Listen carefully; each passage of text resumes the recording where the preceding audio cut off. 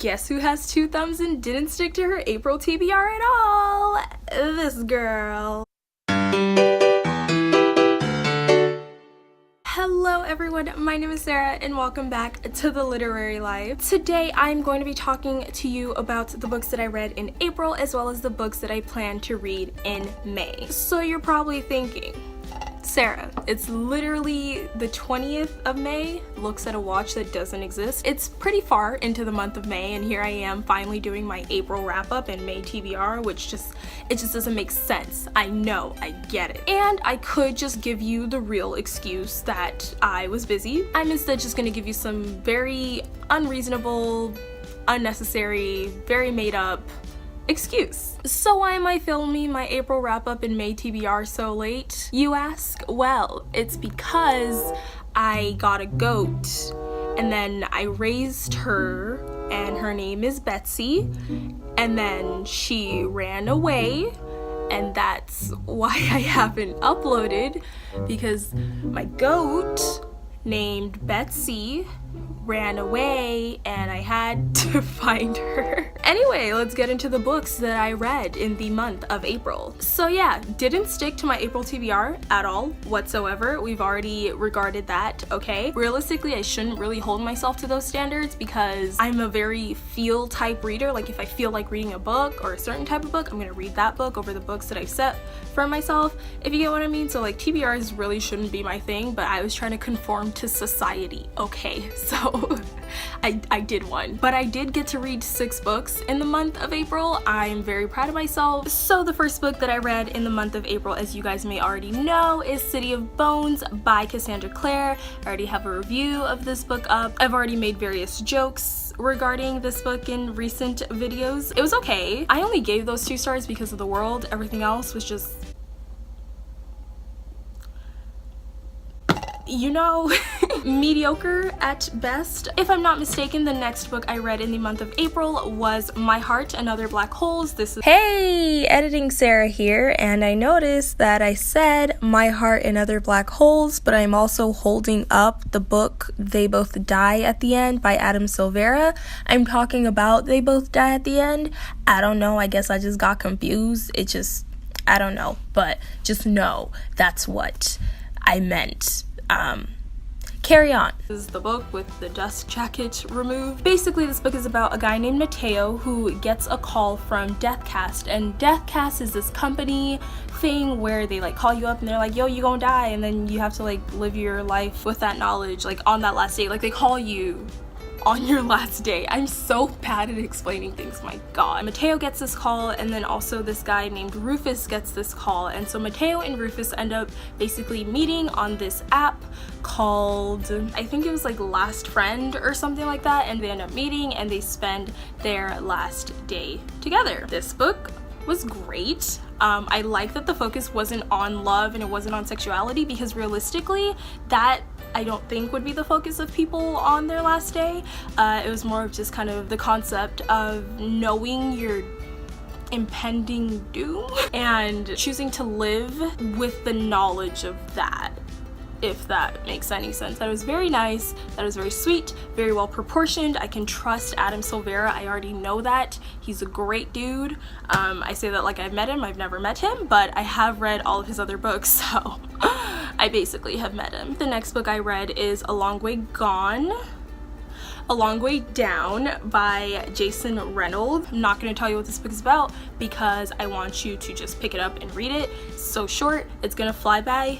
It's gonna fly by very quickly. Just know that it is set in prose format, which means that like it's told in like various poems and it's very poetic and very hard-hitting, and it gives you a lot to think about, and that's all I'm going to tell you because I feel like people are spoiling it with what they're just saying. I don't know, like I know that's in the synopsis, but for me I'd rather have not. Oh my god, that hurt so bad. They ask you how you are, you just have to say that you're fine when you're not really fine, but you just can't get into it because they would never understand. The literal edge, this edge just stuck into my eye right there. Wow. Why am I not surprised? I'm a clumsy mess. That hurt so bad. So that was fun. I don't even remember where I was. Just read the book. I don't know. Oh my god. Next book I read was Dear Martin, and I also have a whole book talk about that where I told all my feelings and stuff. So feel free to check out my review for that. But if you don't want to sit through that, I guess, just know that I really enjoyed it and I think everyone should read it. It's very, very thought-provoking, and regardless of how you feel about the whole Black Lives Matter movement, I think that it's good to get his, meaning Justice, like the main character of the story, I think it's really important to get his perspective. The next book that I read, or tried to read is what I should say, is The Gentleman's Guide to Vices and Virtue by Mackenzie Lee. I couldn't do it, guys. I couldn't do it. I told you guys I was struggling through this book in my, I think it was like my Harry Potter spell tag. I'm struggling through this book, and I just decided to give it up. Like, it just wasn't worth my time. I was getting really pissed off with the characters. I wasn't moving through it as well as I wanted to.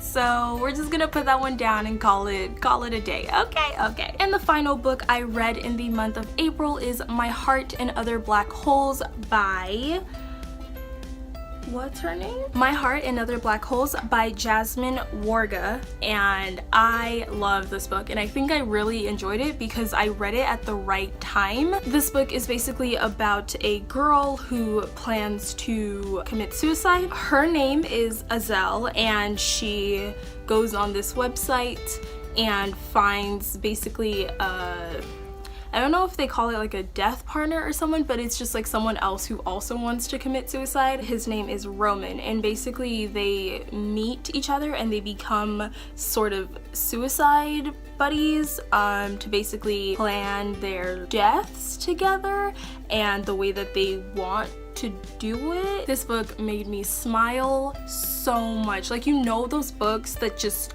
make you smile in public like an idiot? This book made me smile so much. Only problem I have with this book is the fact that the ending seemed like, I don't know if I can call it like far-fetched. I feel like the ending wasn't realistic. I don't want to say that it kind of let me down because I was expecting something like heart-wrenching. I don't want to say something that could be deemed disrespectful to those who experience depression and various mental illnesses like the characters in this book. The ending didn't seem super realistic, and I think I took off 2 stars for that. I don't know, but yeah. So let's talk about Children of Blood and Bone for a quick second. As you may know, I was really excited about this book. Don't worry, it's not like I hate it or anything, but I didn't read it yet. Like, it was in my April TBR and I was so excited to read it to the point where I actually just ordered it from Amazon and got tired of waiting for the library to like send it to me. I just didn't read it. I started reading it and I got really excited through it and I love it so much already, but